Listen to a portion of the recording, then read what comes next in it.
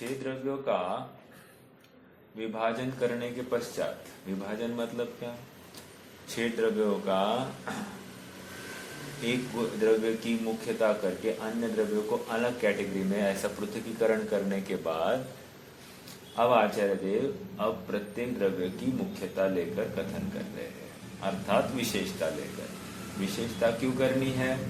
विशेषता इसलिए करनी है क्योंकि हमको वस्तु की प्राप्ति करनी है। ज्ञेय तत्व प्रज्ञापन अधिकार, ज्ञेय को अच्छे समझे बिना ज्ञान यथार्थ नहीं होता। फिर से, ज्ञेय को यथार्थ समझे बिना ज्ञाता यथार्थ नहीं माना जाता। समझ में आ रहा है क्या? क्योंकि ज्ञेय को कौन समझ रहा है? ज्ञान, राइट? ज्ञान समझ रहा है, तो अगर ज्ञेय ठीक से समझ में नहीं आया तो ज्ञान ठीक हुआ क्या? नहीं हुआ। आप कहोगे साहब ओनली सामान्य ऐसा पर है ऐसा जानो, नहीं। तुम्हारी जब सामर्थ्य है अधिक जानने की, ज्ञान का ज्ञेय बनाने की, और बनाने की मतलब बनता है, उस समय में तुम विपरीत जानोगे तो क्या तकलीफ होगी? विपरीत जानने से तुम्हारा ज्ञान भी विपरीत हो जाएगा, और जब ज्ञान विपरीत हो जाएगा अनुभूति काय की होगी। समझो, समझ में आ रहा है क्या? अर्थात इसका डायरेक्ट रिलेशन अपने सम्यक्त्व के साथ में है। जीव अजीव ऐसे भेद करके क्या किया? जीव को चेतनमय बताया और अन्य को अचेतनमय बोल दिया, अजीव को अचेतनमय। फिर लोकाकाश अलोकाकाश, जहां पर 6 द्रव्य पाए जाते वो लोकाकाश, और जिस आकाश के क्षेत्र में नहीं पाया जाता अलोकाकाश। फिर सक्रिय निष्क्रिय, जो क्रियावान है, भाववान के साथ साथ क्रियावान है, उनको सक्रिय बोल दे, बाकी सब निष्क्रिय।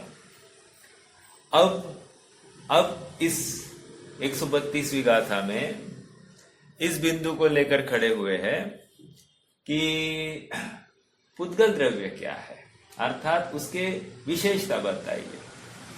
तो आचार्य देव कह रहे स्पर्श रस गंध वर्ण, ये उसकी विशेषता। और सुनो, शब्द भी पुद्गल की विशेषता है। समझ में आया? स्पर्श रस गंध वर्ण समझने में विरोध नहीं आता है, लेकिन शब्द किसकी पर्याय है या गुण है ये समझ में नहीं आता। तो इसकी चर्चा, इसका उहापोह इस गाथा में हुआ। अगर आपने कल का स्वाध्याय सुना होगा तो आपको सरल जाएगी बात, नहीं सुना होगा तो मैं अभी थोड़ा सा बताता हूं, उसमें समझने की प्रयास करना। कह रहे गाथा पढ़ेंगे अपन, पहले गाथा पढ़ लेते। चलिए गाथा पढ़ते और फिर आगे बढ़ेंगे। वर्णरस गंध फासा विज्जन्ते पुग्गलस्य सुमादो पुढवी पर्यतस्य सद्दोषो पुग्गलो चित्तो। क्या कह रहे? वर्ण, रस, गंध, स्पर्श, विज्जन्ते पुग्गलस्य सुमादो, ये सब जानना पुद्गल के है। कौन सा पुद्गल?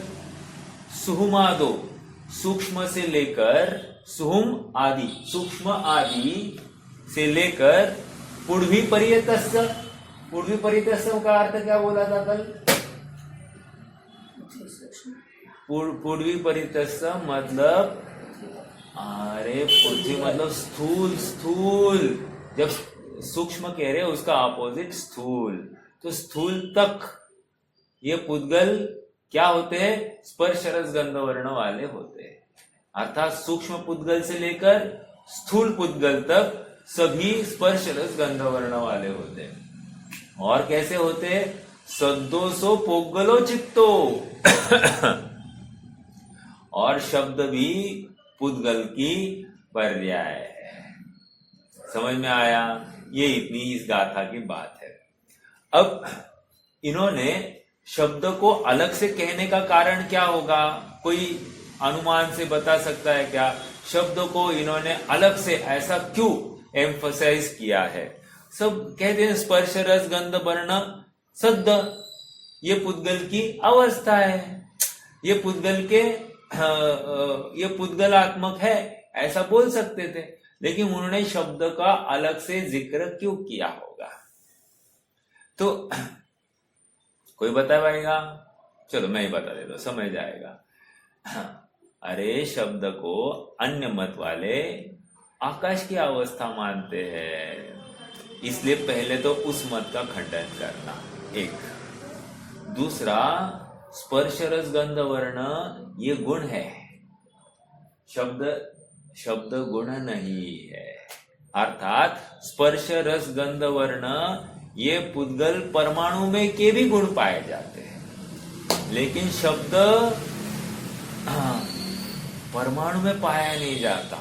मतलब परमाणु अकेला शब्द की योग्यता लिए हुए है शब्द रूप परिणमित होने की, लेकिन परमाणु में उसकी अभिव्यक्ति नहीं है। अभी वर्तमान में शक्ति है, अभिव्यक्ति नहीं है। क्या समझ में नहीं आया होगा? बताता हूं। देखो, ये हाथ है, ये हाथ है, ये आपस में बज गए। बजने से क्या हो गया? आवाज आ गई, राइट? तो जहां पर उनका संघर्ष हुआ है, उनका मिलाप हुआ है, उस स्थान की भाषा वर्गणाएं वे शब्द रूप परिणमित हो गई है। अब भाषा वर्गणाएं, नॉट भाषा का वहां का परमाणु, वर्गणा मतलब होता है स्कंद, और वो स्कंद वहां का भाषा रूप परिणमित हुआ है। समझ में आया? तो ये अनेक पुद्गलों की मिलकर यह अवस्था है। अवस्था मतलब पर्याय, वो किसी गुण विशेष की पर्याय नहीं है। पहली इतनी बात आप नक्की करो, ठीक है? आप सब समझ में आ रहा है क्या कह रहा हूं मैं जो बात कर रहा हूं उसका सारा जिक्र टीका में किया है। मैं आपको टीकाकार की दृष्टिकोण से आपको लेके जा रहा हूं, गाथा की एंगल से आपको लेके जा रहा हूं। आज तक हमने सोचा ही नहीं होगा शब्द के बारे में। हाँ, बस शब्द ये पुद्गल शब्द हमको जिनवाणी में पढ़ा है, इसलिए हम पढ़ रहे हैं और ये शब्द पुद्गल कह रहे हैं। आपको मैं पूछूं, भाई शब्द पुद्गल कैसे? कारण बताओ। शब्द पुद्गल कैसे? कारण बोलिए। शब्द को क्यों पुद्गल कहना? शब्द दिखाई देता है क्या? सुनाई देता है। मैंने तर्क दे दिया है आपको।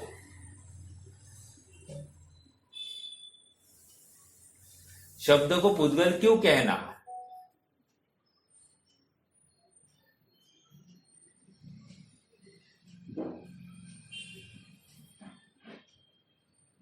बोलो रोहित भैया।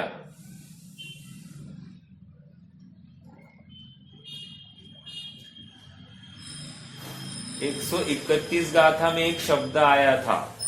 131 गाथा में देखो, मैं गाथा पढ़ता हूं। मुत्ता इंद्रिय गेज्झा, जो मूर्तिक पदार्थ होता है वो इंद्रिय ग्राह्य होता है। बस अब महत्वपूर्ण क्लू आ गया अपने हाथ में। देखो, पहले पढ़ाया गया है, मैं प्रश्न ऐसे नहीं पूछूंगा, जो आपको पता है वही पूछूंगा। अर्थात आप अटेंटिव होंगे तो आप जवाब दे पाओगे, नहीं अटेंटिव होंगे तो नहीं दे पाएंगे।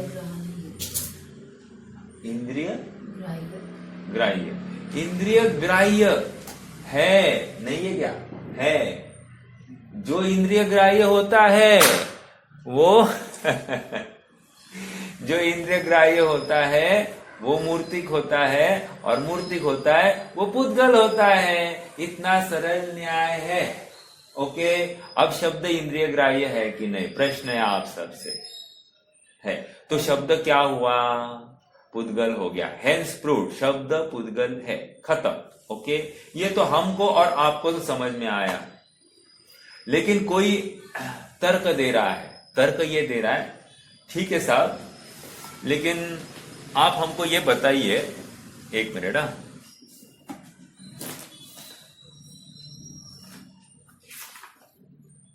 आप हमको ये बताइए कि ये शब्द जो है इसको हम पर्याय नहीं मानेंगे, गुण मानेंगे, क्या तकलीफ होगी? प्रश्न समझ में आ रहा है क्या? हम शब्द को पर्याय नहीं मानेंगे, हम उसको गुण मानेंगे, क्या तकलीफ आएगी? बोलिए, कौन बोलेगा? हमेशा नहीं है ना वो। वेरी गुड, बस एक ही पॉइंट था ये, हमेशा नहीं होता। और गुण कैसे होता है? क्यों? पर्याय का लक्षण क्या है? पर्याय कभी कभी होती है, एक समय की होती है, बराबर है कि नहीं? परस्पर असंबद्ध होती है, बराबर है कि नहीं? तो कह रहे हैं ये शब्द जो है ये हमेशा नहीं है, कदाचित ऐसा शब्द पड़ा है, कदाचित अर्थात अनित्य, अर्थात कभी कभी, एक समय की। ओके, जब पर्याय एक समय की है और गुण कैसे होता है? हमेशा होता है। इस न्याय से ये हमेशा नहीं होने से ये गुण नहीं हो सकता। तर्क समझ में आया? जबरदस्त तर्क। हाँ, चलो आगे। ओके, ये एक बात हो गई। अब दूसरा बात,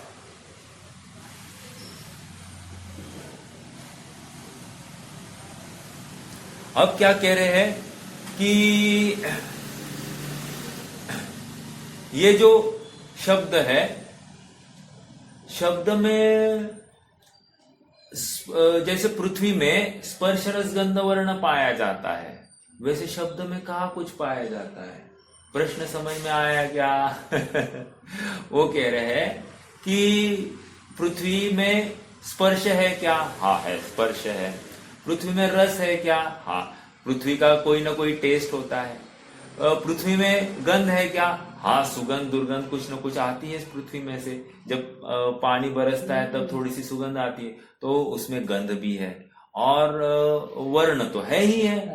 तो कह रहे जैसा पृथ्वी में स्पर्श रस गंध वर्ण पाया जाता है, अर्थात वो चारों इंद्रियों का विषय बन रही है, ऐसा शब्द तो नहीं बन रहा है ना। इस न्याय से फिर शब्द पुद्गल नहीं लगता है हमको। तर्क समझ में आ रहा है क्या? तो आचार्य देव कह रहे ऐसा तर्क करना योग्य नहीं। क्यों? अब वे उदाहरण दे रहे। देखो, वे कहते हैं कि अग्नि है, अग्नि, अग्नि में गंध है क्या? नहीं है। समझ में आया? तो गंध नहीं तो तुम उसको पुद्गल मानते हो कि नहीं मानते हो? मानते हैं, बराबर।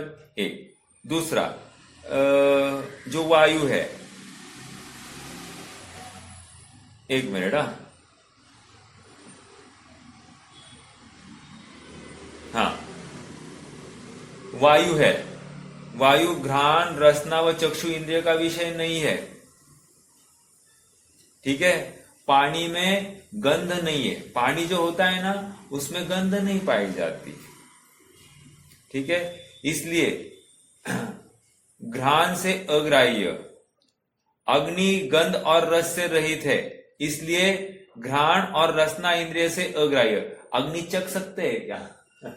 नहीं चख सकते, तो रसना इंद्रिय का विषय नहीं बन सकता। ओके, दो। अब देखो, वायु गंध रस और वर्ण से रहित है, इसलिए घ्राण रसना और चक्षु इंद्रिय से अग्राह्य। ओके, तो वो उससे रहित है तो भी हम पुद्गल मानते हैं कि नहीं? जब हम उनको पुद्गल मान सकते हैं तो फिर स्पर्श रस गंध वर्ण से रहित ऐसे शब्द को हम पुद्गल क्यों नहीं मान सकते? मानना चाहिए। तुम्हें समझ में नहीं आ रहा है, तुम्हें स्पर्श रस गंध वर्ण नहीं समझ में आ रहा, दिखाई नहीं दे रहा, तो नहीं है ये कहां से लाया? केवल ज्ञान ने देखा है। समझ में आया? तर्क समझ में आ रहा है? कितने जबरदस्त तर्क है। एक और एक तर्क दिया, बहुत जबरदस्त तर्क। यदि गुण नहीं मानने का, यदि शब्द को हम गुण मानेंगे तो और एक प्रॉब्लम क्या है मालूम है? यदि शब्द को गुण मानेंगे तो सॉरी, एक और एक बात, यदि शब्द को हम दिखाई नहीं दे रहा है शब्द, तो हम उसको स्पर्श रस गंध वर्ण कुछ भी नहीं है, वर्ण भी नहीं, तो दिखाई नहीं दे रहा है, तो वो अमूर्तिक हो गया। तो अमूर्तिक होने से क्या हो गया? हाँ, वो तो फिर मतलब पुद्गल नहीं हुआ। पुद्गल नहीं हुआ तो फिर कह रहे यदि ऐसा आप मानोगे तो और एक तकलीफ क्या होगी मालूम है? जिस प्रकार शब्द आपको कानों से ग्राह्य है वैसे ही अमूर्तिक चीजें भी आपको कानों से ग्राह्य हो जाएगी, जो कि हो नहीं रही है। इसका मतलब वो अमूर्तिक भी नहीं है। समझ में आ रहा है क्या? हाँ, वो मूर्तिक ही है, शब्द मूर्तिक ही है। ये भी एक बात सिद्ध की। और एक बात कह रहे हैं, यदि शब्द को आप गुण मानोगे, ओके, तो गुण क्या होता है? गुणी से तादाद में होता है, अर्थात वस्तु से तादाद में होता है। वैसा शब्द नहीं दिखाई दे रहा है, इसलिए शब्द वो गुण नहीं हो सकता है। समझ में आया? अंत में जाकर आचार्य देव तर्क दे रहे हैं। तर्क ये दे रहे हैं, देखो जैसे एक चंद्रकांत मणि है। चंद्रकांत मणि है, वो क्या करता है? उसको आप मणि क्या है? स्पर्श रस गंध वर्ण वाला है कि नहीं है? बराबर। वो पृथ्वी का ही जैसा दिख रहा है कि नहीं दिख रहा है? बराबर। अब देखो उसको आप चंद्र किरण में रख दो। आप चंद्र किरण में रखते क्या होगा? चमकने लगता है। अरे पानी रूप हो जाए, पिघल जाएगा। क्या चमकने लगता है? मणि बोल दिया तो चमकने लगता है। नहीं नहीं नहीं, चंद्रकांत मणि पिघल जाता है। और सूर्यकांत मणि क्या होता है? वो आग पकड़ लेता है। बस सूरज की किरणों में ले जाओ, वो सूर्यकांत मणि आग पकड़ लेता है। अब वो पृथ्वी का एक अग्निरूप परिणमित हो गया है। ये समझ में आया क्या? तो जो पृथ्वी का एक था उसमें स्पर्श रस गंध वर्ण था कि नहीं था? था। अब उसको अग्नि में ले गए, अग्नि रूप हो गया वो।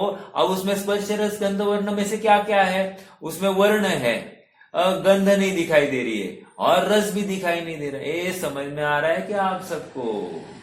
तो ऐसा अपने आप परिणाम तो है कि नहीं है? उसमें है, मानना पड़ेगा।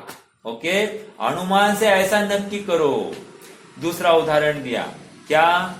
हाँ, जैसे अरणी। अरणी मतलब क्या होता है? जंगल में आग लगती है ना, तो दो लकड़ियां आपस में टकराई। अब दो लकड़ियां आपस में टकराई, लकड़ियां क्या है? दोनों में स्पर्श रस गंध वर्ण है कि नहीं है? अब दोनों स्पर्श रस गंध वर्ण वाले आपस में टकराए, क्या हुआ? क्या हुआ?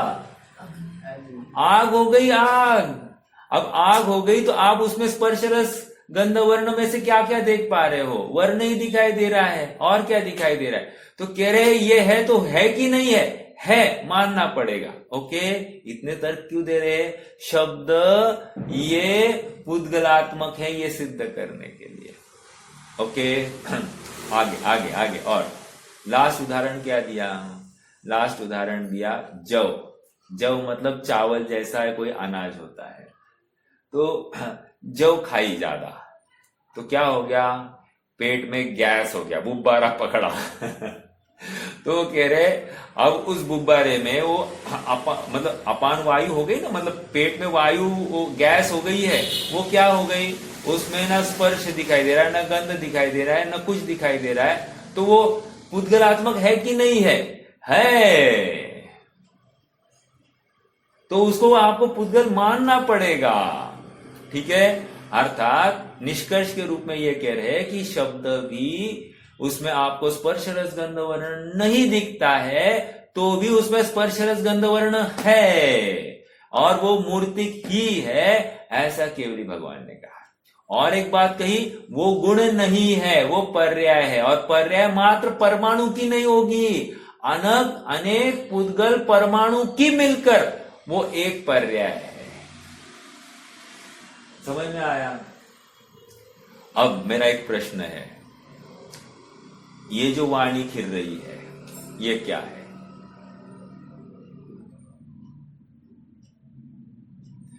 तो कह रहे हैं ये वाणी जो खिल रही है ये अनेक पुद्गल स्कंदों का परिणाम, मतलब अनेक पुद्गल स्कंदों का ही परिणमन है। तो इसमें मेरा क्या है? फिर कभी कभी मुझे लगता है मैं बहुत अच्छा गाना गाता हूँ, कभी कभी मुझे लगता है कि मेरी आवाज बहुत खराब है। ऐसा क्यों लग रहा है? ये इसलिए लग रहा है कि मैं इस वाणी का कर्ता, इस शब्द का कर्ता स्वयं को मान रहा हूं। समझ में आ रहा है क्या? ये अपराध कब से चल रहा है? अनादि से चल रहा है। ये देखो यहाँ पर पुद्गल समझाने की जो चेष्टा नहीं चल रही है। पुद्गल को तू अपना मान बैठा है ना, तो जहां जहां अपने को मान बैठा है ना, उस गे को अच्छे से समझ, और गे को जैसा है वैसा ही समझना। थोड़ा सा कम ज्यादा समझेगा तो तकलीफ होगी। अब देखो, जैसे ही शब्द मेरी रचना नहीं है, मैं उसका स्वामी नहीं, मैं उसका कर्ता नहीं, ये मेरे ज्ञान में आएगा, तो शब्द संबंधी इष्ट अनिष्टपना मुझ में होगा क्या? नहीं होगा। एक दूसरी बात, शब्द को लेकर स्वामीपना होगा क्या? वो कर्तृत्व छूट जाएगा, सहजता आएगी, निराकुलता आ जाएगी, निर्भरता आ जाएगी। इसका मतलब बोलना छूटेगा, ये बात नहीं है। बोलेगा, लेकिन बोलते हुए बोलने का कर्ता नहीं बनता है। ऐसा कैसे? सब बोलने का कर्ता नहीं बन रहा है, बोल रहा है, ऐसा कैसे होता है? वो निर्भरता है ना, वो दिखा रही है कि ये बोलने का कर्ता नहीं है। हाँ, वो आपको नहीं समझ में आएगी, वो ज्ञानी को उसकी समझ में आती है। जिसको निर्भरता आई है उसको उसका कर्तृत्व दिखाई नहीं देता है। आपको कैसे भाषित होगा? आपको तो अनुमान से ये नक्की करना पड़ेगा। समझ में आ रहा है क्या? देखो, ज्ञानी भी बोलता है, अज्ञानी भी बोल रहा है। अज्ञानी बोलने का कर्ता बन रहा है, अज्ञानी मैं बोल ही नहीं सकता, ये भाषा वर्गणा का अपना परिणाम है, मेरा योग और उपयोग लगा है इसमें, ये अपराध, और उसको भी अपराध मान रहा है। लेकिन मैं बोल सकता हूं, ऐसा कर्ता भाव उसको है ही नहीं। समझ में आ रहा है क्या? ये सारी बात भेद विज्ञान के लिए। ये तत्व को समझे बिना ज्ञाता समझ में ही नहीं आएगा। तो ये क्या है और उसका स्वरूप क्या है, यही समझा नहीं है, और ज्ञाता को पकड़ने चला है। समझ में आ रहा है क्या? जैसे सामायिक में बैठा है, मैं शुद्ध हूं, मैं एक हूं, मैं आनंदमय हूं। अब ये क्या सुन रहा है? मेरी बात पूछो, बोलो, ये क्या सुन रहा है? शब्दों को सुन रहा है। क्या बोल रहा है? शब्दों को बोल रहा है। अब शब्दों से आत्मा पकड़ में आएगा क्या? अरे शब्दातीत आत्मा है और ये शब्दों से पकड़वाना चाहता है। कैसा समझ है इसकी? आप पकड़ रहे हैं क्या मेरी बात को? जो शब्दातीत वस्तु है उसको शब्दों में बांधने की कोशिश क्यों? समझ में आ रहा है क्या? कहीं शक्या नहीं तेपन श्री भगवान है, जो जिसे भगवान भी समझा नहीं पाए हैं, तुम उसे कैसे समझाने की कोशिश करें? अच्छा, तो शब्द पुद्गल है कि नहीं? तो वाणी पुद्गल हो गई कि नहीं? तो ये जिनवाणी क्या है, पुद्गल है कि नहीं? एक ही बोलो। तो पुद्गल है तो फिर तुम उसको पूछते क्यों हो? तर्क समझ में आया? यदि वाणी पुद्गल है तो तुम उसकी पूजा क्यों? देव शास्त्र गुरु पूजने योग्य कह दिए है, जो इनकी श्रद्धा करता है उसको सम्यक दर्शन होता है, तुम उसको पूछते क्यों हो?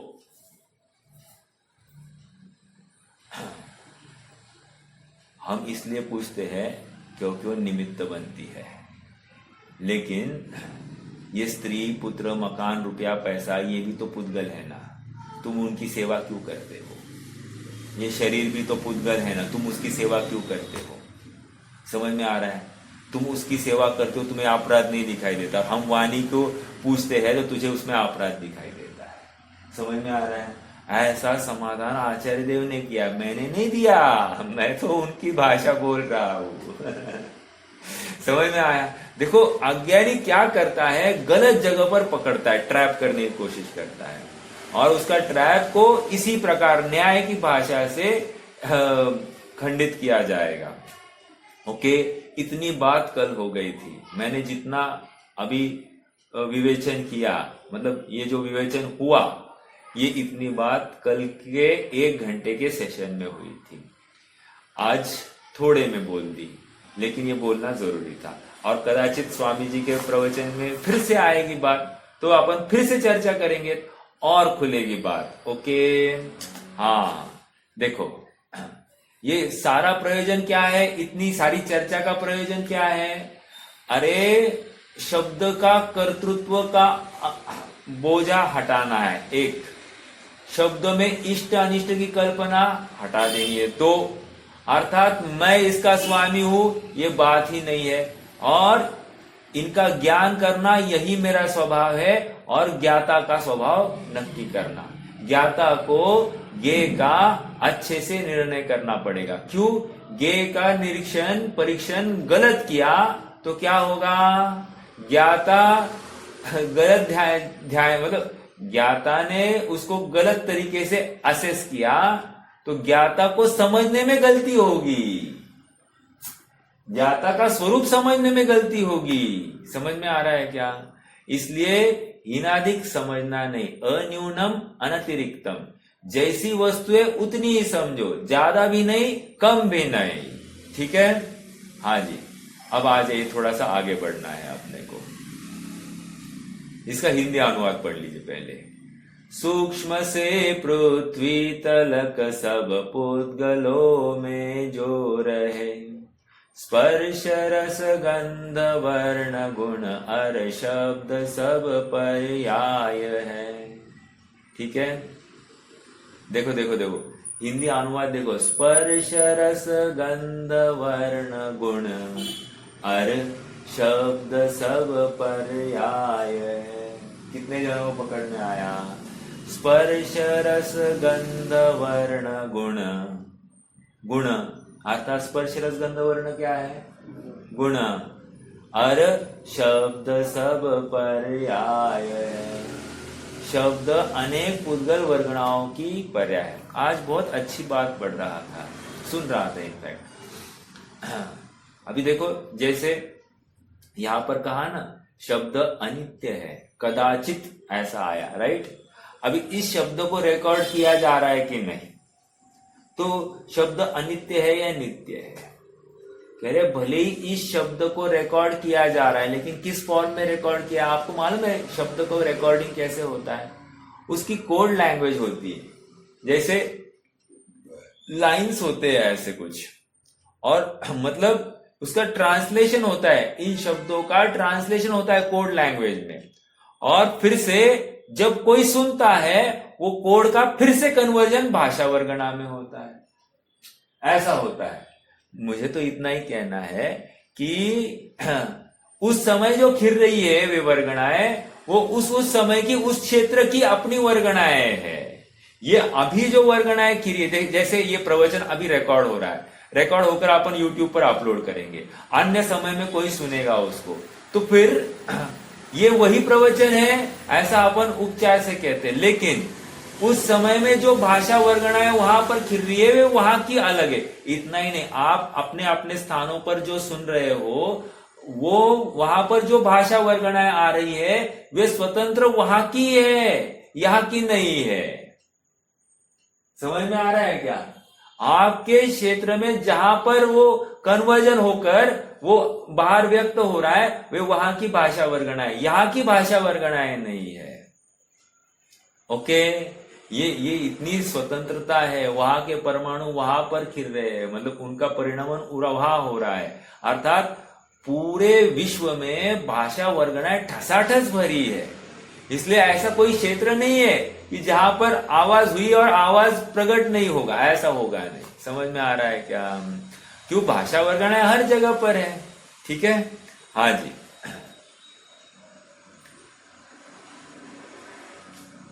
देखो पेज नंबर 189 पर आ जाइए।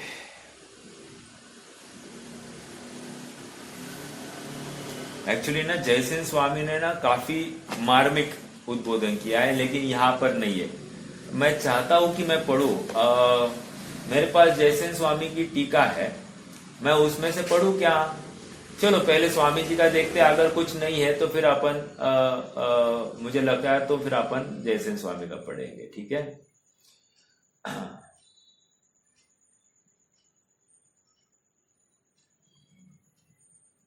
हाँ, पेज नंबर 190 पर आ जाए। 190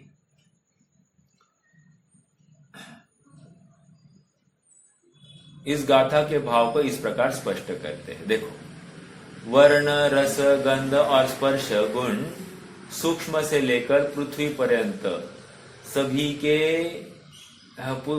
के सभी पुद्गलों में होते हैं। जो विशिष्ट प्रकार का शब्द है वह पुद्गल अर्थात पौद्गलिक पर्याय है। पुद्गल अर्थात पौद्गलिक पर्याय मतलब क्या? परमाणु में भी ताकत नहीं है शब्द रूप परिणमित होने की। अनेक परमाणु मिलकर जो स्कंद बनता है उसमें ये सामर्थ्य आ जाता है, वे भाषा वर्गणा रूप परिणमित हो जाते हैं। ठीक है, एक दूसरी बात ये क्या कह रहे हैं, पौद्गलिक पर्याय है। शीत उष्ण स्पर्श आदि स्पर्श है, खट्टा मीठा आदि रस है, सुगंध दुर्गंध ये क्या है, गंध है, सफेद लाल पीला इत्यादि वर्ण इंद्रियों से जाने जा सकते हैं क्योंकि वे इंद्रियों के विषय है। ओके, एक परमाणु तथा कार्बन वर्गणा आदि जो सूक्ष्म स्कंध है वे वर्तमान में इंद्रिय ग्राह्य नहीं होने पर भी उन परमाणु और सूक्ष्म स्कंधों में भी इंद्रियों से ज्ञात होने की योग्यता है। वर्तमान योग्यता है मतलब क्या कह रहे हैं, योग्यता है मतलब अभिग्रहण नहीं कर पा रहे हैं, लेकिन किसी अन्य काल में ग्रहण किए जा सकते हैं, ये कह रहे। इसलिए वे क्या है, वे पुद्गल है। एक प्रश्न आया था ना पिछली गाथा में, कह रहे हैं कि जो परमाणु है, परमाणु तो इंद्रिय ग्राह्य नहीं है, तो फिर उसको मूर्तिक मानना या नहीं मानना, समझ में आ रहा है, अर्थात दिखता नहीं है। ओके, स्पर्श रस गंध वर्ण है कि नहीं मालूम नहीं, तो मूर्तिकपना दिखाई नहीं दे रहा, तो उसको हम मूर्तिक माने कि नहीं माने, तो कह रहे उसमें मूर्तिक होने की योग्यता है। मूर्तिक मतलब तुम्हारे इंद्रिय ग्राह्य होने की योग्यता पड़ी है, भले अभी नहीं है लेकिन अन्य काल में कभी ना कभी हो सकता है, इसलिए उसको फिर 3 काल में नहीं हो, ऐसा भी हो सकता है क्या, हो सकता है ना, कोई वर्गणा हमारे ज्ञान किसी भी जीव के ज्ञान का विषय नहीं बने, किसी के इंद्रिय का विषय नहीं बनी, ग्राह्य नहीं हुई, तो फिर वो उसको माने कि नहीं माने, उसमें योग्यता पड़ी है, इसलिए वो मूर्तिक ही मानना है। ठीक है, हाँ, ऐसे ही यहां पर क्या कह रहे हैं, देखो लाल पीला इत्यादि वर्ण इंद्रियों से जाने जा सकते क्योंकि वे इंद्रिय के विषय है। एक परमाणु तथा कार्बन वर्गणा आदि जो सूक्ष्म स्कंध है वे वर्तमान में इंद्रिय ग्राह्य नहीं होने पर भी उन परमाणु और सूक्ष्म स्कंधों में भी इंद्रियों से ज्ञात होने की योग्यता है। वर्तमान में प्रकट योग्यता नहीं है, किंतु उनमें इंद्रियों से ज्ञात होने की शक्ति रूप योग्यता पड़ी है। काष्ठ मध्य यथा वह्नि शक्ति रूपेण तिष्ठति, वैसे ही इन परमाणुओं में ऐसी योग्यता पड़ी है शक्ति की अपेक्षा। अभिव्यक्ति नहीं है लेकिन शक्ति है। यदि उनमें इंद्रियों से ज्ञात होने की ताकत नहीं होती तो स्थूल रूप धारण करने पर भी इंद्रियों से ज्ञात नहीं होते। कितनी न्याय की भाषा है, समझ में आ रही है क्या, क्या कह रहे हैं, यदि ये सूक्ष्म परमाणु अभी हमारे इंद्रियों का विषय नहीं बन रहा है, तो फिर वो स्कंद होने के बाद में जब स्थूल हो गया उस समय में भी इंद्रिय का विषय नहीं बनना चाहिए था, लेकिन इंद्रिय का विषय बन गया है। इसका मतलब सूक्ष्म अवस्था में भी उसकी ऐसी शक्ति है। समझ में आया, न्याय की भाषा है ये सब। देखो, जिसको जिनवानी समझ में आती है ना, वो अच्छा न्यायाधीश बन सकता है, मतलब वकील बन सकता है, क्योंकि न्याय की भाषा बोलने में उसके पास तर्क आ जाते। हमेशा अपोजिट भाषा, अपोजिट साइड को पकड़ने की चेष्टा होती है, प्रतिपक्ष को समझने की चेष्टा होती है। हाँ, यदि उनमें इंद्रिय से ये हो गया ना आगे, परंतु स्थूल में होना, इसलिए उनमें सूक्ष्म अवस्था के समय भी इंद्रियों से ज्ञात होने की ताकत विद्यमान है, ऐसा निश्चित होता है। शब्द गुण नहीं है, आ रही अभी वही बात चल रही है, ठीक है। शब्द गुण नहीं है, किंतु अनेक द्रव्यात्मक पुद्गल पर्याय है। शब्द इंद्रियों से ज्ञात होता है, इसलिए गुण होगा, ऐसी शंका नहीं करना। क्यों? कितने ही लोग शब्द को आकाश द्रव्य का गुण मानते हैं। यह आया क्या? अन्य मत है एक मत जो शब्द को आकाश द्रव्य की पर्याय मानता है, तो उसका खंडन यहाँ पर हो गया। क्यों? ये पुद्गल की पर्याय है। क्यों? क्योंकि वो इंद्रिय ग्राह्य हो रही है। जो इंद्रिय से ग्रहण होती है वो मूर्तिक होती है, और जो मूर्तिक होता है वो पुद्गल होता है। खत्म, ये तर्क दिया है। हाँ, कितने ही लोग आकाश द्रव्य का गुण मानते हैं, परंतु यह मान्यता मिथ्या है, कारण कि महावीर भगवान की वाणी खिरी क्यों नहीं खिरी?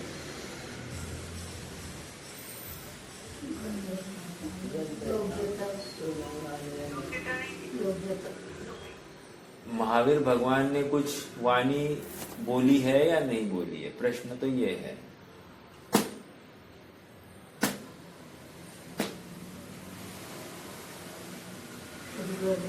विचार किया जाए, अभी वर्तमान प्रकरण की अपेक्षा अपन चर्चा करें तो महावीर तो करता है ही नहीं वाणी के। क्यों? वाणी वो पुद्गलात्मक है और वो सर्वांग से खिरी है, वो महावीर उसके करता नहीं है। एक हाँ, तो खिरी नहीं, ये बात खरी है कि नहीं? खिरी नहीं है, ये बात भी खरी है, क्योंकि उस समय भाषा वर्गणा की योग्यता ही नहीं थी। जैसी भाषा वर्गणा की योग्यता हुई उस समय में खिरी है। ये इस प्रकरण की अपेक्षा उत्तर है। समझ में आ रहा है क्या? भाषा वर्गणाओं की उस समय की अपनी योग्यता से वो खिरी है। महावीर ने तो खिराई ही नहीं है, ना गौतम गंधर आने से वो खिरी है।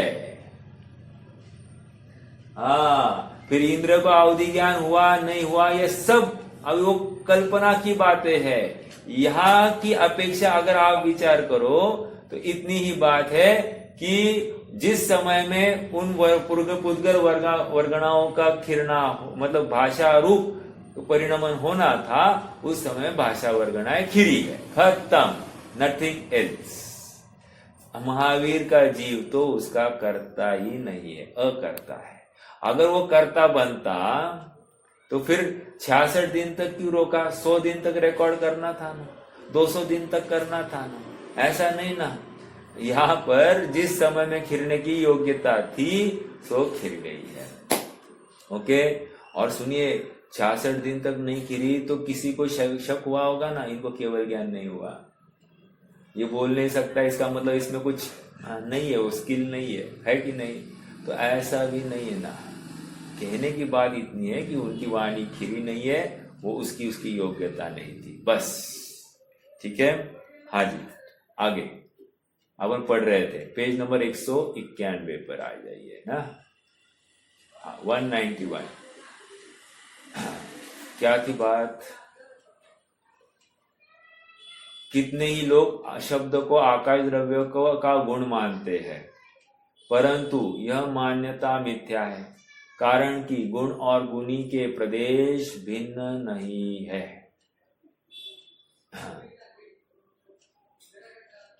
एक ही प्रदेश है, गुण गुणी के एक ही प्रदेश में होने के कारण गुण जिस इंद्रिय से ज्ञात होता है उस इंद्रिय से गुणी भी ज्ञात होना चाहिए। शब्द तो कान से सुना जाता है, अर्थात इंद्रिय से ज्ञात होता है, इसलिए शब्द को आकाश का गुण मानो तो आकाश जो कि गुणी हुआ वह कान से सुना जाना चाहिए, परंतु आकाश कान से नहीं सुना जा सकता तथा किसी भी इंद्रिय से आकाश ज्ञात नहीं होता। समझ में आया? या क्या कह रहे? यदि हम शब्द को आकाश द्रव्य का गुण माने तो क्या तकलीफ होगा? कह रहे गुण आकाश, गुणी मतलब आकाश से पृथक नहीं है, और हम यहाँ पर देख रहे हैं कि शब्द कर्ण इंद्रिय का विषय है। जो कर्ण इंद्रिय का विषय है, तो फिर जब शब्द कर्ण इंद्रिय का विषय है तो शब्द जिस आकाश द्रव्य के आश्रित है, अगर तुम मानते हो तो वो आकाश द्रव्य भी कर्ण इंद्रिय का विषय बनना चाहिए, जो कि बनता नहीं है। इस न्याय से शब्द आकाश द्रव्य का गुण नहीं है और पर्याय भी नहीं है। समझ में आया? पहला तर्क समझ में आया? रिपीटेशन हो रही है, रिवीजन। ओके, आगे देखो, ये बात फिर से नहीं मिलेगी जीवन में सुनने के लिए। अभी अच्छे से मांझ दो, शब्द को अब अपनी डिक्शनरी में लगा देना क्या है, मतलब ये गुण नहीं है, ये पर्याय है, ये नक्की करना। हमने आज तक ये समझा ही नहीं विषय, तो कैसे होगा अपना आगे बात। ठीक है, देखो इस बात की सिद्धि के लिए युक्ति इस प्रकार है, जिसको स्पर्श रस गंध वर्ण चारों व्यक्त है, ऐसे चंद्रकांत मणि रूप पृथ्वी में से पानी झरता है कि जिस पानी में गंध अव्यक्त है। एक तो गंध दिखाई नहीं दी ना, तो गंध नहीं होते हुए भी वो पुद्गल है कि नहीं है।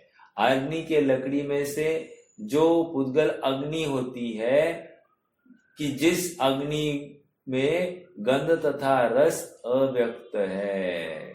दो, तीसरा जो खाने से पेट में वायु होती है, कि जिसमें गंध रस तथा वर्ण अव्यक्त है। तीन, इसलिए निश्चित होता है कि चंद्रकांत मणि में, अरणी में और जौ में रहे हुए चारों गुण पानी में, अग्नि में और वायु में होना चाहिए। अनुमान से ये होने चाहिए, भले दिख नहीं रहे हमको, होने चाहिए। इसलिए इन दृष्टांतों से सिद्ध होता है कि पुद्गल की पर्याय है वे सब इंद्रियों द्वारा व्यक्त नहीं होने पर भी उनको पुद्गल की पर्याय कहने में आपत्ति नहीं आती। शब्द उसी प्रकार शब्द भले ही कर्ण इंद्रिय द्वारा ग्राह्य ही हो और अन्य इंद्रियों द्वारा ग्राह्य न हो, तथापि शब्द की पर्याय में अंदर स्पर्शादि गुण रहे हुए है। अंदर शब्द की पर्याय के अंदर स्पर्शादि गुण रहे हुए है। इस कारण शब्द पुद्गल की ही पर्याय है। इस प्रकार शब्द न अमूर्तिक द्रव्यों के गुण है और न मूर्त द्रव्य के गुण है। शब्द तो पुद्गल की अवस्था है। अब प्रश्न खड़ा किया, शब्द का इतना अधिक विवेचन करने में धर्म क्या आया? समझ में आएगा? आपने इतनी सब पुराण समझाई हमको, इसमें धर्म क्या? हमने क्या धर्म सीखा? What is the conclusion? अरे मैं शब्द का कर्ता नहीं हूं, ये कंक्लूजन। मैं उसका स्वामी नहीं हूं, ये कंक्लूजन। ये वाणी मेरी वजह से कीर्ति नहीं है, ये कंक्लूजन। समझ में आ रहा है क्या? हाँ, अनादिकाल से जीव भ्रम से मानता है कि आत्मा बोल सकता है। प्रयोजनभूत बात। देखो एक प्रश्न है आप सबसे, इंद्रधनुष क्या है? कौन बताएगा इंद्रधनुष?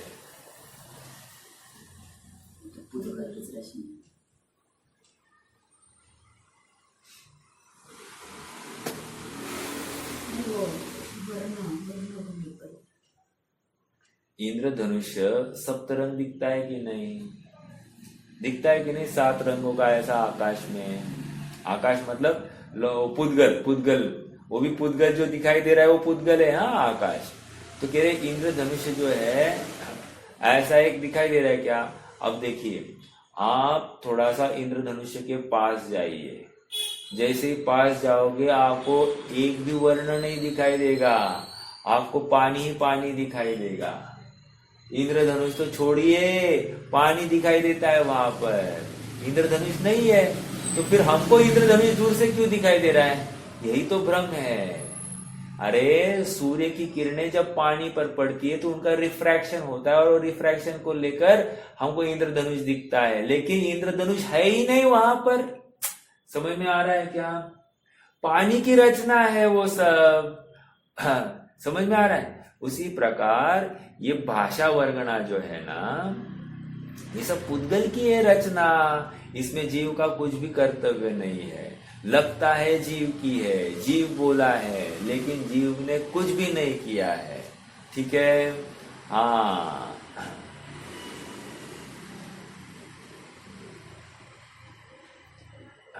प्रश्न, शब्द का इतना अधिक विवेचन करने में धर्म क्या आया? अनादिकाल से जीव भ्रम से मानता है कि आत्मा बोल सकता है और शब्द को परिणमित करा सकता है। मतलब मुझे जो चाहिए ना मैं बराबर बोलता हूँ, मैं नपा तुला बोलता हूँ। अरे ऐसा नहीं है। तेरी हर मतलब जो वाणी खिरने वाली है ना, जिस समय में जो वाणी खिरने वाली वही खिरने वाली है, ऐसी बात है। फिर कोई कहेगा इस समय में यही वाणी खिरनी थी, खिर गई, मैंने कुछ बोला नहीं है। फिर 1 घंटा बोलते तो क्यों टोकते हो? अरे टोक इसलिए रहे हैं कि तुम्हें तुम्हारा विवेक समझ में आना चाहिए कि तुम्हें क्या करना है, तुम्हारा समय कितना मौल्यवान है, तुम उस भाषा के कर्ता बनकर बोलते हो। और हम यहाँ पर कह रहे हैं कि बोलने में विरोध आता ही नहीं है अगर तुम अकर्ता हो, तुम्हें निर्भरता तुमको स्वयं को भाषित होगी। और अभी जो आकुलता है वो निर्भरता नहीं है, वो कर्तृत्व का अहंकार है। अहंकार जब तक रहेगा तब तक तुम आत्मा को ध्या ही नहीं सकोगे, अर्थात तुम उस शब्द के ज्ञाता ही नहीं हुए। वो शब्द रूपी ज्ञेय तुमको समझ में ही नहीं आया ये क्या है। जब ज्ञेय ही समझ में नहीं आ रहा है तो ज्ञान में कंफ्यूजन है। जब ज्ञान में ज्ञान संबंधी कंफ्यूजन है तो गया काम से। समझ में आ रहा है क्या? हाँ, इस प्रकार आत्मा अज्ञान से शब्दों का कर्ता होता है। सत्य ज्ञान कर देखो, सत्य की ये है। हाँ, एक सूत्र आया है। वैसे सूत्र क्या आया है? तत्वार सूत्र के 5वें अध्याय में, परस्परोपग्रह जीवाना, है ना? हाँ, क्या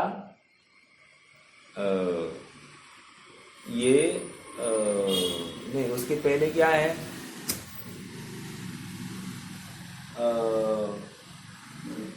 उपकार का है ना। 1 मिनट, 1 मिनट।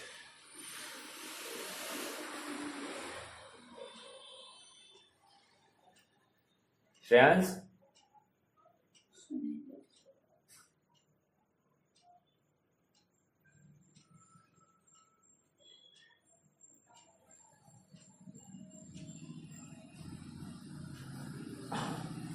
जीव का पुद्गल के ऊपर उपकार, ऐसा एक सूत्र है।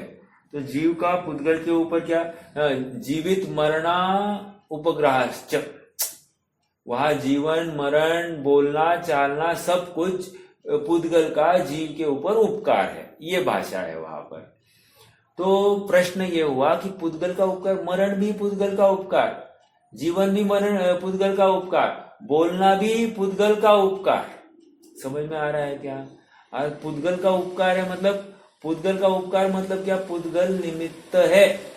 उपकार, उप मतलब समीप, कार मतलब होना, कार्य की कार्य होना, उसको कार कहते हैं। तो कह रहे उपकार, समीप रहकर वो कार्य होने को उपकार कहते हैं। लेकिन पुद्गल ने कुछ मतलब जीव ने कुछ नहीं किया है। देखो देखो, यहाँ पर मैं इतनी बात क्यों कर रहा हूं? शब्द ये पुद्गल द्रव्य की पर्याय है। अब जीव बोल पा रहा है, बोल पा रहा है मतलब क्या? ये भाषा खिर रही है जैसा ये चाहता है, तो जीव को लगता है कि मैं ही इस भाषा का कर्ता हूँ, स्वामी हूँ। मैं नहीं बोलता हूँ तो फिर आवाज भी नहीं निकलती, और जब बोलता हूँ तभी आवाज निकलती, तो इसको भ्रम हो जाता है कि मैं ही बोलता हूँ, इस वाणी का कर्ता मैं हूँ। समझ में आया? थोड़ा सा गले कंठ में तकलीफ हो जाए तो दवाई पानी लेता है, क्यों? मेरी आवाज नहीं निकल रही, आवाज नहीं निकल रही, अर्थात वाणी का कर्ता हुए बिना ये भाव आता नहीं है। समझ में आ रहा है? आकुलता जहां पर हो, देखो ज्ञानी भी उपाय करता दिखाई देगा, अज्ञानी भी उपाय कर रहा है, लेकिन अज्ञानी कर्ता बन रहा है और ज्ञानी को निर्भरता है कि हुआ तो ठीक, नहीं हुआ तो मुझ में कुछ फर्क नहीं होता है, ये विश्वास है। फिर वो जो प्रयास हो रहा है ना, वो अस्थिरता जन्य तो है ही। ज्ञानी जानता है कि ये अस्थिरता है मेरी, लेकिन अज्ञानी जानता नहीं ना अस्थिरता है। अज्ञानी जानता है कि ये ठीक होगा तो मैं ठीक हो जाऊंगा। ज्ञानी को ये विश्वास है कि मैं तो ठीक ही हूं, लेकिन अस्थिरतावश मुझे ऐसा विकल्प आता है इसके उपाय करने का। ठीक है, देखो क्या आ रही बात? सत्य ज्ञान करने पर पुद्गल की पर्याय का कर्ता आत्मा नहीं है, अपितु ज्ञाता ही है। ऐसा निर्णय करने से शब्द के कर्तृत्व का अभिमान, अंडरलाइन द वर्ड अभिमान, मिट जाता है और स्वयं ज्ञाता रहता है। कौन सा अधिकार चल रहा है? ये कौन सा अधिकार चल रहा है? विशेष ज्ञेय तत्व प्रज्ञापन अधिकार, अर्थात ज्ञेय क्या है ये समझाया जा रहा है। और ज्ञेय किसमें जानने जाते हैं? ज्ञाता, मतलब ज्ञान में जाने जाते हैं। तो ज्ञान को ज्ञेयों का बाइफरकेशन करना है कि ये क्या है, और बाइफरकेशन करके क्या करेगा? अरे ये पुद्गल द्रव्य, ये मैं हुई नहीं, ऐसा नक्की करेगा तो उसको उसका भय हट जाएगा, उसका कर्तृत्व हट जाएगा, उस संबंधी राग द्वेष के प्रसंग हट जाएंगे, वो अपने को ज्ञाता दृष्टा देखने लग जाएगा। ये सारा प्रयोजन इतना है। धर्म क्या हुआ? प्रश्न क्या था? धर्म क्या हुआ? हाँ, धर्म ही हुआ ना। ये समझ नहीं रहा है क्या हुआ। हम पुद्गल की चर्चा है ये समझकर हम पुद्गल में अटक गए, लेकिन ये पुद्गल भी ज्ञान का ज्ञेय है, ज्ञान में जाना जाता है, लेकिन है तो पुद्गल की चीज। ऐसा भेद विज्ञान हमको करना है। आज तक मैंने पुद्गल को जानकर पुद्गल को अपना माना है। मैं पुद्गल का नौकर बनकर उसके साथ साथ परिणमा, लेकिन मैंने अपने को उससे भिन्न नहीं जाना। ठीक है? हाँ, जीव भ्रमवश निंदा, आहा जबरदस्त। देखो कितनी प्रासंगिक और मार्मिक विवेचन चल रहा है, कैसे हमको अपनी गलती का एहसास करा रहे। जीव भ्रमवश, भ्रम के कारण, निंदा प्रशंसा के शब्दों के कारण राग द्वेष करता है। कोई प्रशंसा करे तो इसका कैसे फूल जाता है, तुमच्यासाठी काय पण, और कोई निंदा करे तो और कोई निंदा करे तो वो फिर उसकी जान तक लेने के लिए तैयार। समझ में आ रहा है क्या? इतनी सब बातें क्या है? बस प्रशंसा और निंदा के शब्द के माध्यम से।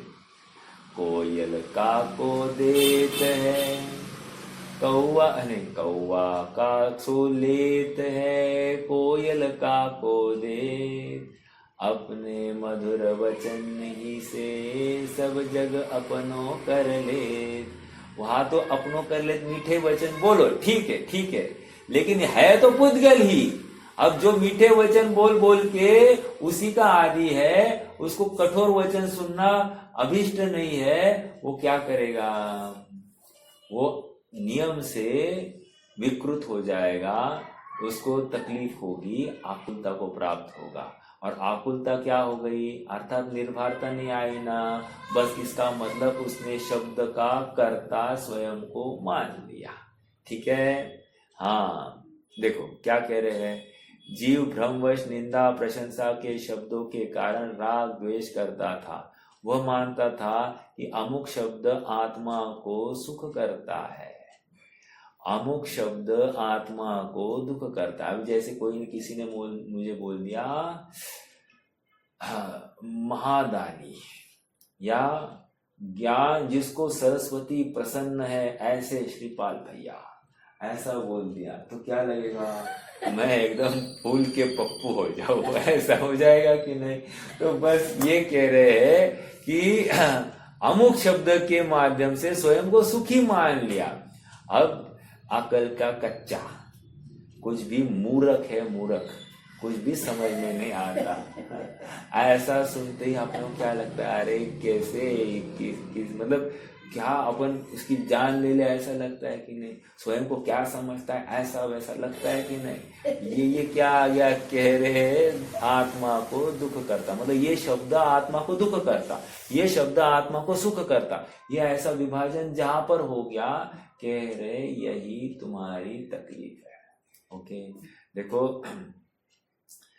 अपराध हो रहा है तो हमको स्वीकार करना, ऐसा नहीं है। हमको भले आज कठिन जाती है ये बातें स्वीकार करने के लिए, लेकिन उसने तो बोलनी नहीं चाहिए, उसने तो बोलनी नहीं चाहिए। उसने बोलना चाहिए या नहीं बोलना चाहिए अलग बात, लेकिन तुम्हें क्या समझना चाहिए ये अलग बात है। तुम ज्ञेय को समझो तो सही, ज्ञेय का स्वरूप समझो तो सही, और इसमें अपराध देखो, अपनी गलती है, अपनी कमजोरी देखो। बाकी फिर उसने क्या बोला वो उसकी कमजोरी है, लेकिन तुम्हें सुखी होना होगा तो तुम्हें अपनी कमजोरी देखनी होगी। समझ में आ रहा है क्या? हाँ देखो, अमुक शब्द आत्मा को सुख करता है, अमुक शब्द आत्मा को दुख करता है, परंतु कैसे भी शब्द हो वे तो पुद्गल की पर्याय है, ये है आत्मा को, आत्मा उनका ज्ञाता है। ये तत्व का ऐसा सच्चा ज्ञान होने पर एकत्व बुद्धि के राग द्वेष का अभाव होकर अपने में शांति प्रकट होती है और वही धर्म है। अंडरलाइन द वर्ड, एकत्व बुद्धि के राग द्वेष का अभाव होने पर अपने में शांति होती है। ऊपर एक लाइन कही, ये तत्व का ऐसा सच्चा ज्ञान होने पर। अब देखो मुनिराज जो बात चलती है ना, अर्घावतारण असि प्रहारण में सदा समताधरण, एक, या फिर कोई निंदा, क्या है वो, निंदा करो या कोई अच्छा कहो या बुरा, लक्ष्मी आवे या जावे। तो अच्छा कहो या बुरा आई कि नहीं, अर्थात कवि के मन में यही बात है कि ये शब्द को अपनी पर्याय मानता है। अब यहाँ यह शब्दों को सुख दुख का कारण मानता है, इसलिए तो अच्छा कहो या बुरा कहो में यहाँ पर इसको दुख होता है। और मुनिराज को मारो मारो काटो शब्द से भी समता आती है। समझ में आ रहा है क्या?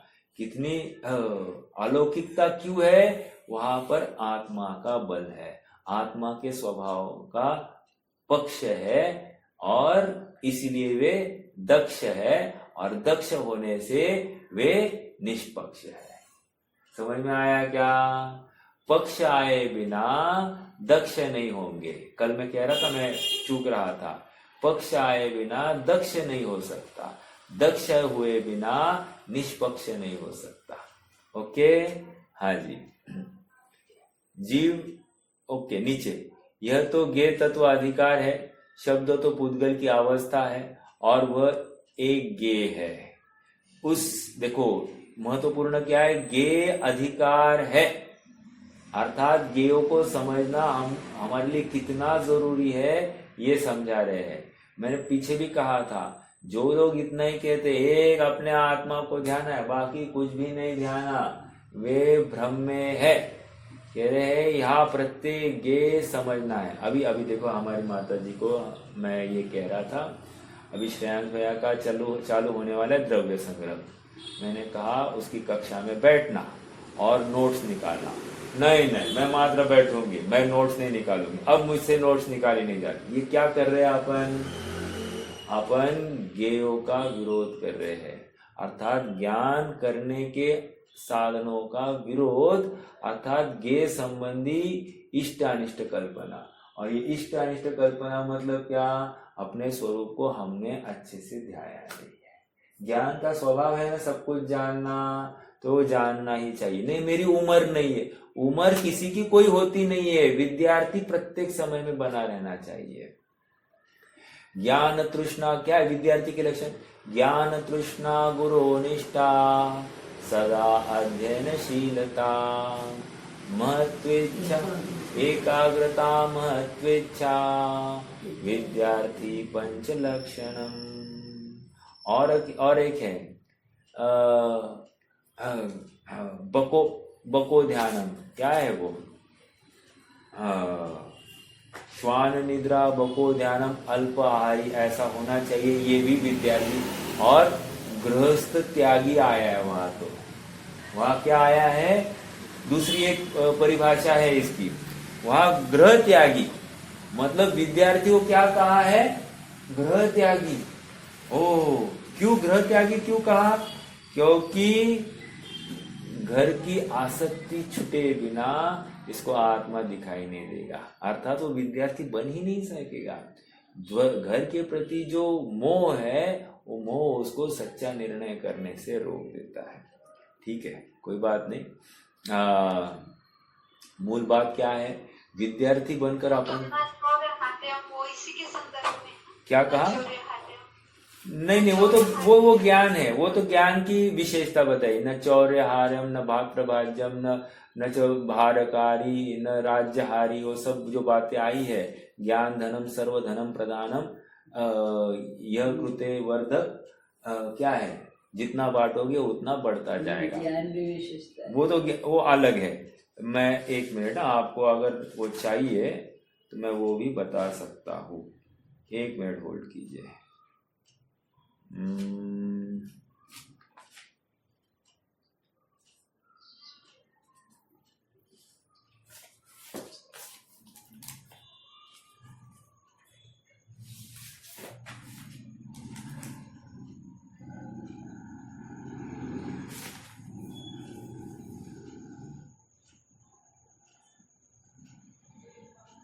हाँ, काकचेष्टा बको ध्यानम, श्वान निद्रा अल्पहारी च, ग्रह त्यागी, ऐसे 5 लक्षण बताया है। क्या क्या?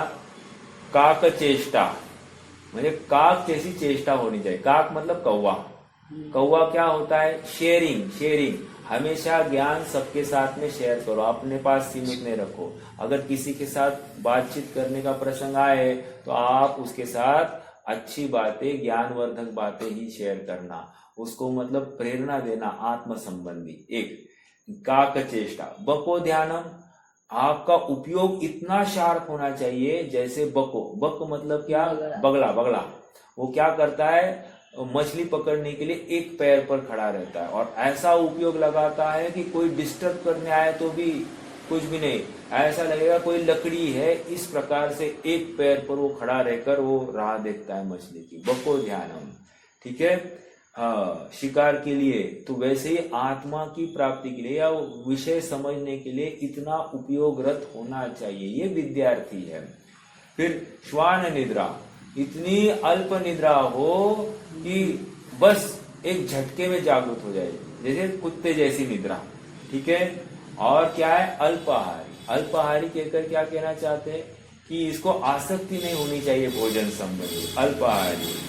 और लास्ट में क्या कहा? ग्रह त्यागी मतलब क्या?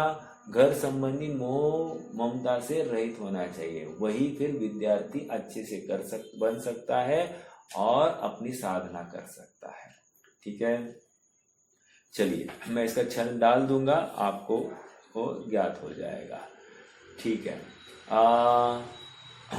मूल गाथा में तो आइए यहाँ पर पेज नंबर 192। समय कितना हो गया? समय भी हो गया है। चलिए रुक जाएंगे, इतना सा कल भाव पढ़ लेंगे और फिर